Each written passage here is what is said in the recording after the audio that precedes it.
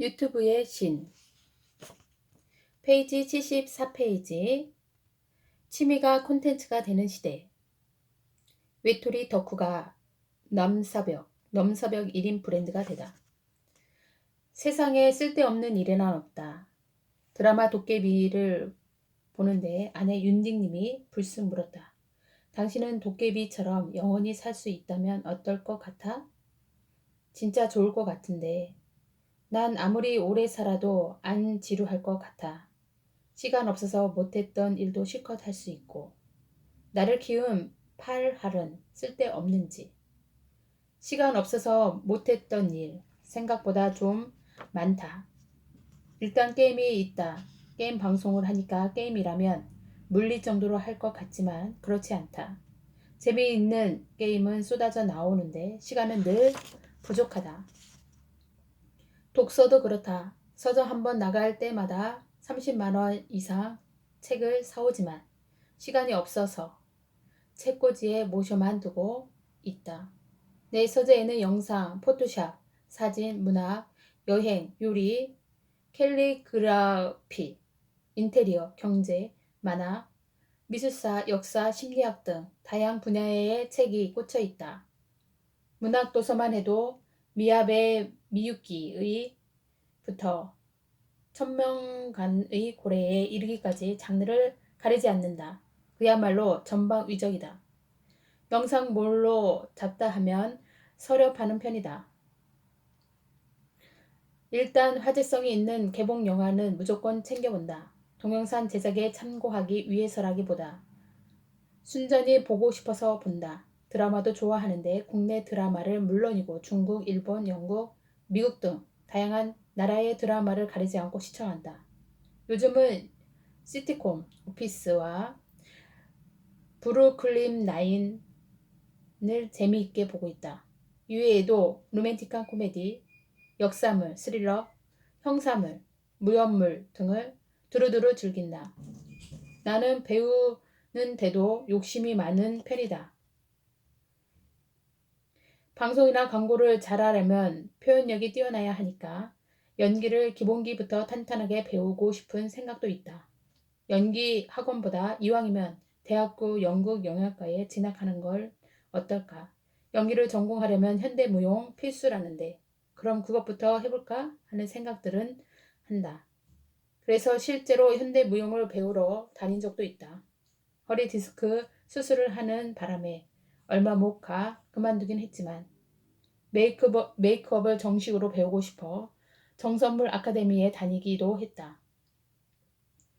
일본에서 맛있는 라멘 먹으면 맛있는 데서 끝나는 게 아니라 이 조리법을 배우려면 일본의 어느 학원, 어느 선생을 찾아가야 하는지를 검색하기 바쁘다. 일 요수뿐 아니라 하고 싶고 배우고 싶은 것도 이렇게 많으니 도깨비의 영생이 부러울 수밖에. 누군가는 여기 기웃 저기 기웃 호기심을 감추지 못하는 내 모습을 혀를 끌끌 차면서 쓸데없는 짓 하지 말고 하는 일이나 잘해 할지도 모른다. 대학교를 졸업하고 하루 종일 비디오나 보고 있던 내게 어머니가 하신 말씀도 같다. 그런 쓸데없는 짓 좀 그만하고 차라리 밖에 나가서 술이라도 마셔라. 나의 쓸데없는 짓의 역사는 어제 오늘 일이 아니다. 어떻게 보면 지금의 대도서관을 만든 파랄은 이런 쓸데없는 짓인지도 모른다. 쓸데없는 짓의 연대기 1. 게임 대신 해주는 소년. 지금의 대도서관을 만든 인생 경험을 꼽는다면 어떤 것들이 있을까요? 한 번은 일간지 기자님이 이런 질문을 한 적이 있다. 짧게나마 내 경험을 쭉 들어보니 3가지 정도가 떠올랐다. 하나는 학창시절 경험이다.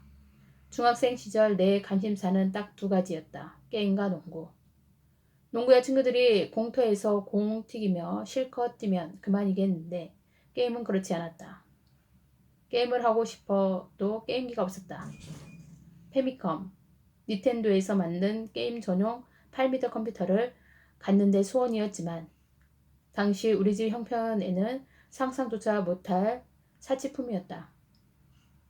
아버지는 하루 벌어 하루 술 마시다 집을 나가시고 어머니가 포장마차로 우리 두 남매 생계를 책임지던 시절이었다. 지금도 그때를 떠올리면 사채업자들이 낡은 철 대문을 거칠게 두드려 대는 소리가 귓가에 생생하게 들리는 것만 같다. 그들을 피해 집안에 아무도 없는 척 숨죽이며 웅크리고 있노라면 대문 두드리는 소리보다 내 심장 뛰는 소리가 더 크게 들렸다. 그리고 이내 두려움이 언습하곤 했다. 이런 집안 형편에 아무리 철없는 중학생이라도 게임기 사달라는 소리가 쉽게 나올 리 없었다. 할 수 없이 일주일에 한 번 게임기를 가진 친구 집에 놀러가 아카이드 게임을 하는 걸로 갈증을 달랬다. 당시 내가 하고 싶었던 게임은 드래곤 퀘스트나 파이널 판타지 같은 RPG였지만 이런 게임은 그야말로 그림의 떡이었다. 원하는 게임을 마음껏 할 수 없으니 유일하게 할 수 있는 건 상상이었다. 게임 전문 잡지에 실린 이들 게임 관련 기사를 읽고 또 읽으면서 머릿속에서 열심히 게임 플레이를 했다. 그래도 갈증이 풀리지 않으면 나만의 게임을 만들었다. 시공간 배경, 캐릭터, 몬스터, 무기 등을 내 멋대로 설정해 연습장 한 곳에 빼곡하게 적어 나갔다. 서툰 솜씨로 만든 연습장 안에만 존재하는 게임이었지만 이걸 실제로 플레이하면 어떨까 상상하는 것만으로도 하루가 뚝딱 가던 시절이었다.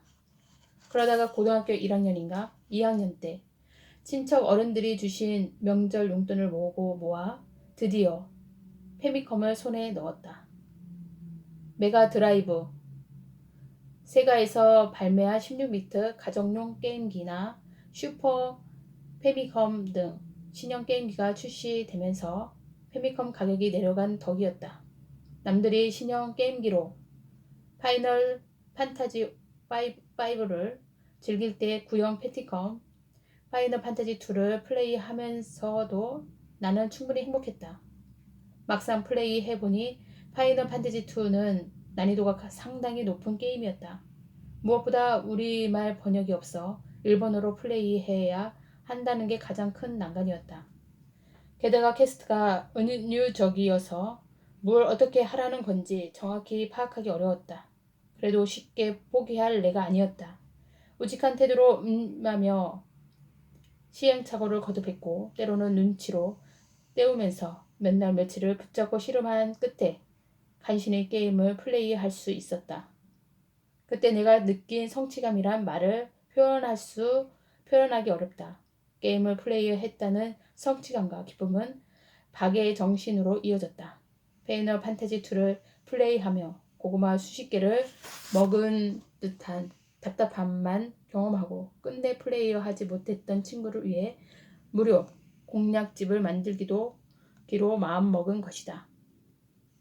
염사 한 장을 찢어 가로로 3번 짝짝 접은 다음 깨알같은 글씨로 공략법을 적어 갔다. 이런 장소에서는 이런 키워드를 제시하면 다음 스테이지로 넘어갈 수 있다. 여기에서는 이런 아이템을 획득할 수 있다. 보너스는 이런 식으로 공략해야 클리어할 수 있다. 등등. 게임을 클리어하는 것도 힘들었지만 가정마다 공략법을 정리하는데도 상당한 노력과 시간이 들었다. 그야말로 나의 피, 땀, 눈물을 집대성한 공략집이었다. 이렇게 힘들게 만든 공략집을 내 돈을 들여 복사해서 친구들에게 무료로 나눠주었다. 일본어 까막눈에 공략집을 구할 수 없어 답답했던 게임 마니아 친구들은 내 공략집이 풀리자마자 물 만난 고기처럼 몰려들었다.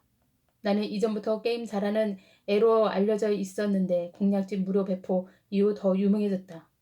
어려운 수학 문제를 제 1등에게 물어보듯이 까다로운 게임이 있으면 다들 나부터 찾았다. 야, 동현아, 이거 어떻게 깨냐? 아, 이거 죽어도 못 깨겠는데 대신 좀 깨주면 안 되냐? 값비싼 게임기를 들고 나를 찾아오는 친구들 덕분에 한창 유행하던 게임이란 게임은 다 해볼 수 있었다. 당시 정말 하고 싶었던 게임이 드래곤 퀘스트 5였는데 집에서 나를 초대해 식사까지 대접하가며 그 게임을 깨달아던 친구도 있었다. 고등학교를 졸업할 때까지 내 게임기는 페미컴 하나였지만 친구들 게임을 대신 해주면서 여러 게임을 골고루 섭렵할 수 있었다. 그 옛날 게임을 대신 해주던 나동현이 지금의 대도서관이라는 걸 처음으로 알게 되었을 때 동창 녀석들은 어떤 반응을 보였을까? 내 이럴 줄 알았지, 동현이 녀석. 그렇게 쓸데없는 짓만 골라서 하고 다니더니 하면서 웃진 않을까? 쓸데없는 짓이 연대기2, 하루 비디오 서너 편 보는 백수. 지금의 대도서관을 만든 두 번째 경험은 고교를 졸업하고 군대에 가기 전까지 백수로 빈둥거리던 시절이었다. 믿을지 모르겠지만 중학교 때까지만 해도 내 성적은 꽤 우수한 편이었다. 전교 13등을 한 적도 있다. 하지만 고등학교에서는 머리만 믿고 벼락치기를 해서는 성적을 올릴 수 없었다. 그렇다고 공부에만 집중할 환경이 아니었다. 따로 사시는 아버지가 돌아가셨다는 소식을 들은 게 그쯤이었다. 복음으로 강경하에 심근경색까지 알았던 모양이다. 아버지가 가뭄에 콩 나듯 보내주셨던 돈까지 끊기니 집안 형편은 더 기울었다. 중학생이 된 여동생도 자꾸 밖으로만 돌기 시작했다. 어영부영 시간을 보내다 정신을 차려보니 어느덧 대입 원서 접수 기간이었다. 어머니께 원서 접수를 받던 대학교 접수처를 찾았다. 줄을 서서 순서를 기다리면서도 갈팡질팡 마음이 잡히지 않았다.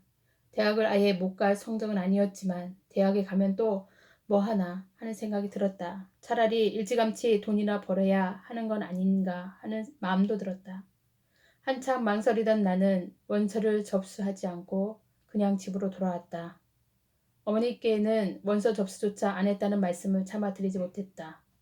그때는 대학 포기가 어머니를 위한 최선이라고 생각했지만 사실은 어머니 가슴에 대못을 박은 결정이었다.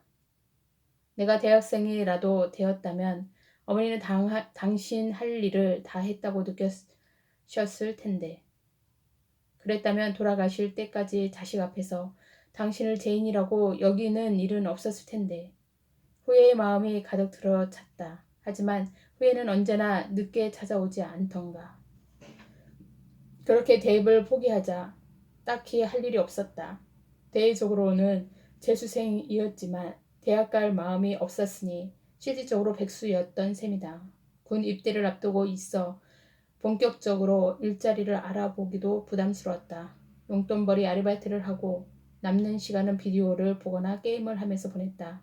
당시만 해도 1,000원짜리 한 장이면 개봉한 지 좀 되는 비디오 테이프를 서너 편 빌릴 수 있었다. 비디오 대여점에 출근 도장을 찍다시피 했던 홍콩 영화부터 예술 영화까지 조금이라도 이름이 알려진 영화는 다 챙겨보았다. 영화만 많이 본 게 아니었고 어머니 꾸지람도 같이 들었다.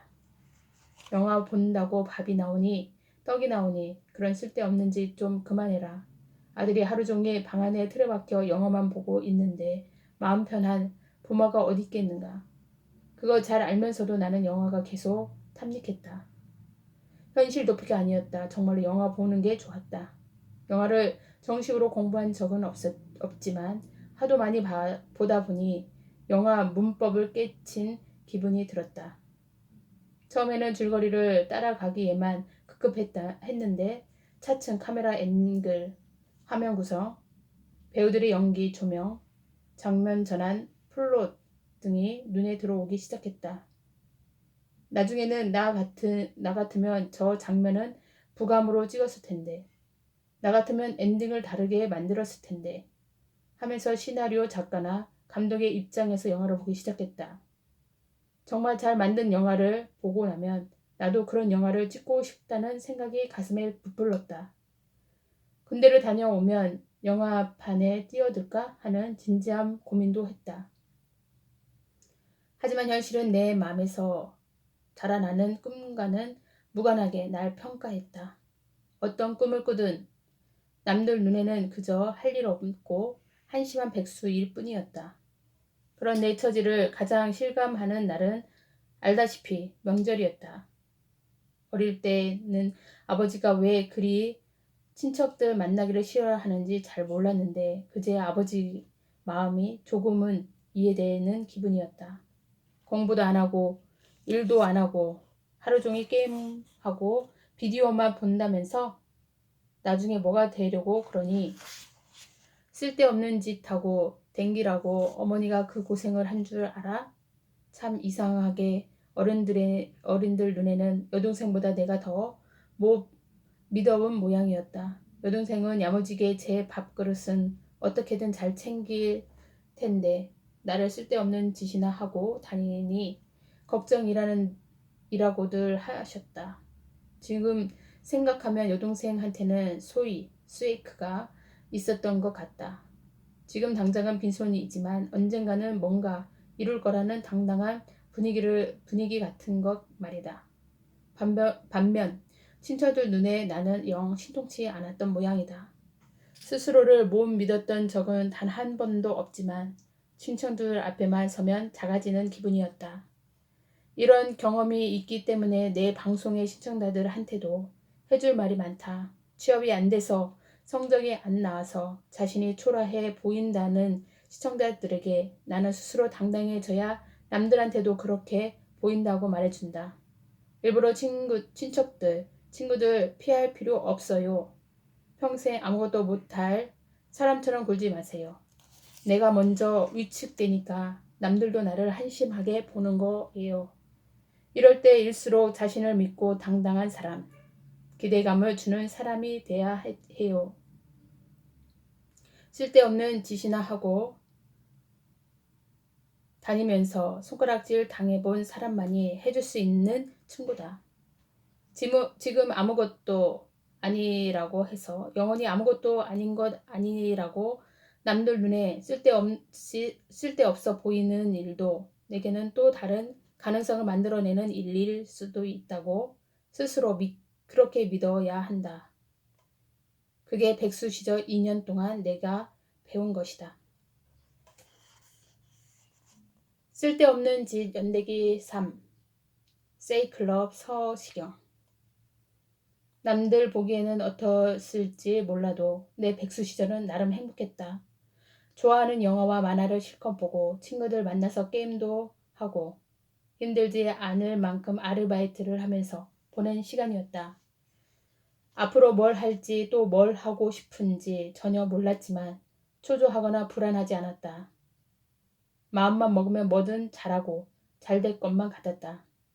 그렇게 행복한 백수로 2년을 지낸 뒤 군대에 갔고 제대를 했다. 그리고 지금의 대도서관을 만든 세 번째 경험을 하게 된다. 바로 세이클럽 라디오 방송이다. 어린 시절에 나는 커서 뭐가 되고 싶으냐는 어른들의 질문이 참 싫었다. 이 질문에 머뭇대면 왠지 어른들을 실망시키는 것 같았다. 그래서 딱히 되고 싶은 것도 아니었으면서 일종의 모범 답안처럼 라디오 PD가 되고 싶어요 라고 대답했다. 지금도 가끔씩 생각해본다. 왜 하필이면 라디오 PD였을까? 아버지는 한때 음악다방 DJ였다. 명문대 학생이었지만 공부보다는 드럼에 더 빠져 있었다고 했다. 그러다 공무원이 되라는 친구 할아버지 말씀에 반발해 아예 학교를 자퇴하고 음악다방 DJ로 일했다.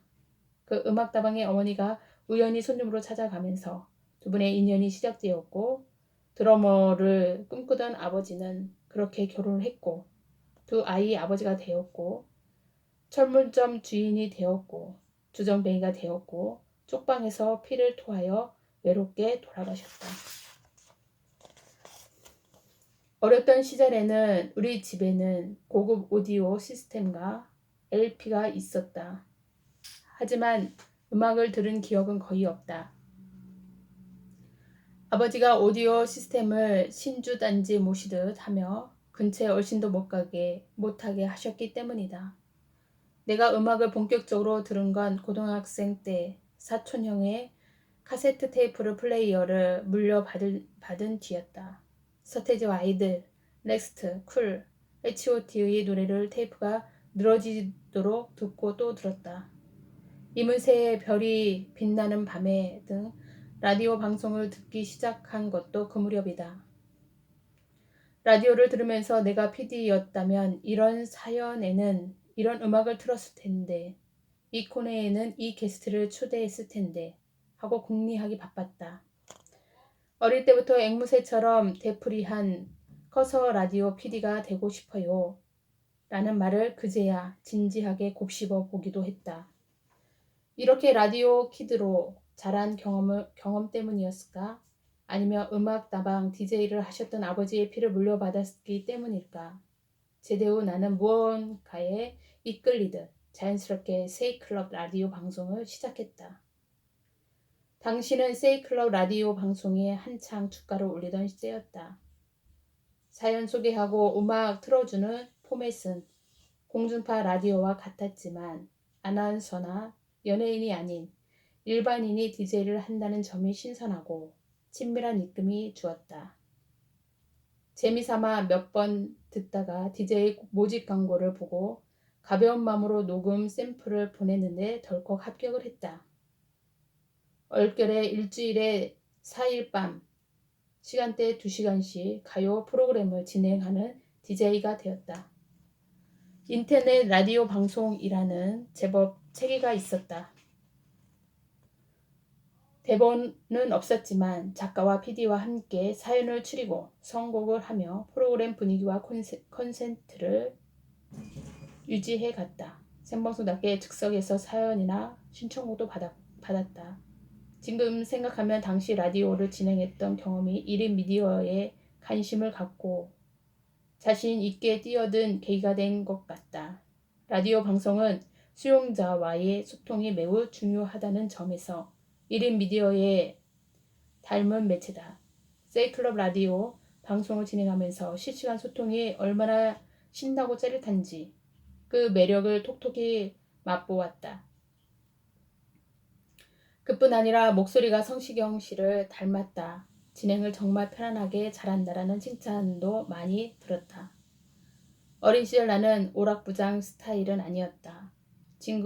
친한 친구들과 있을 때는 우스갯소리도 곧잘 하고 익살도 부렸지만 여러 사람들 앞에서는 낯을 가렸고 부끄러움도 많이 탔다.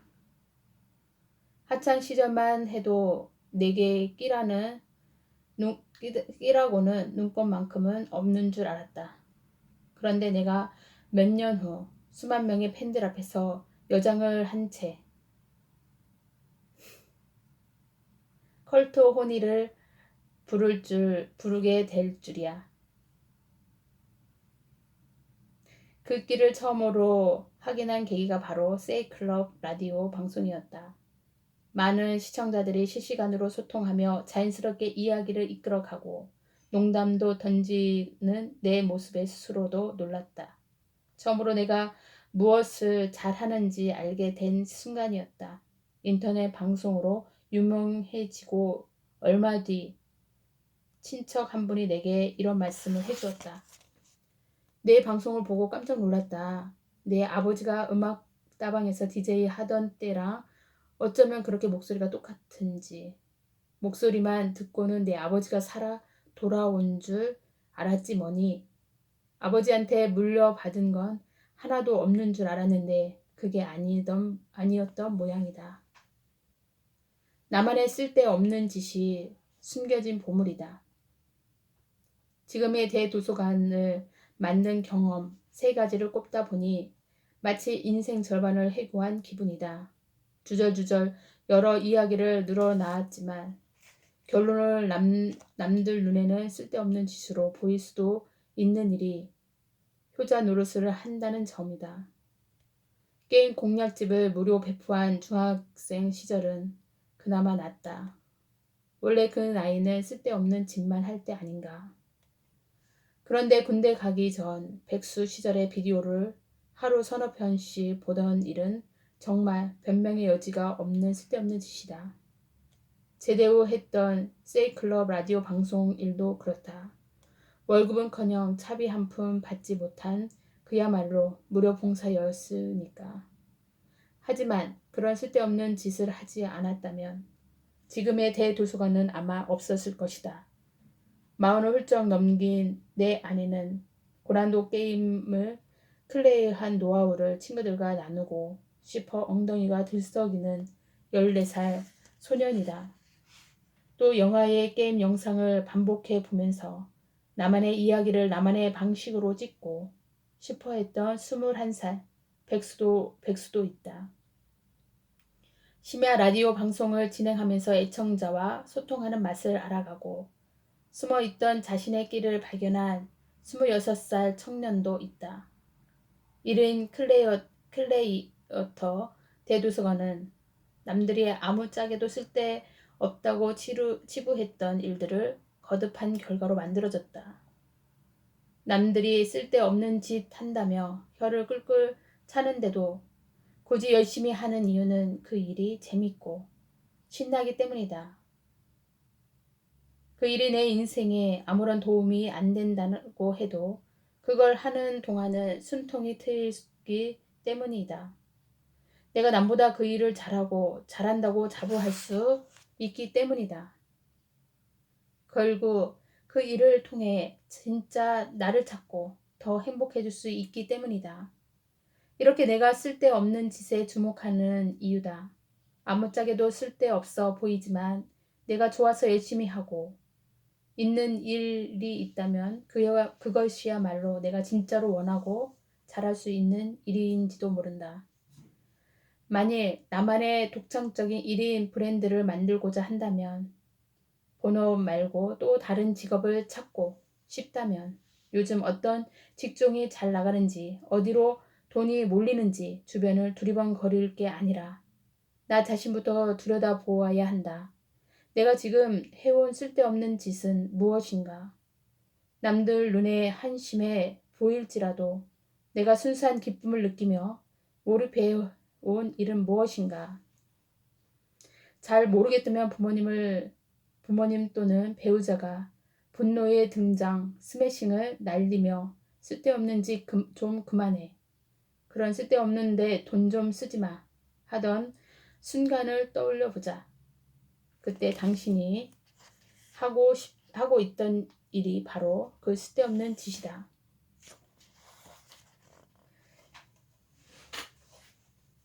좋아요와 구독자 꼭 눌러주세요.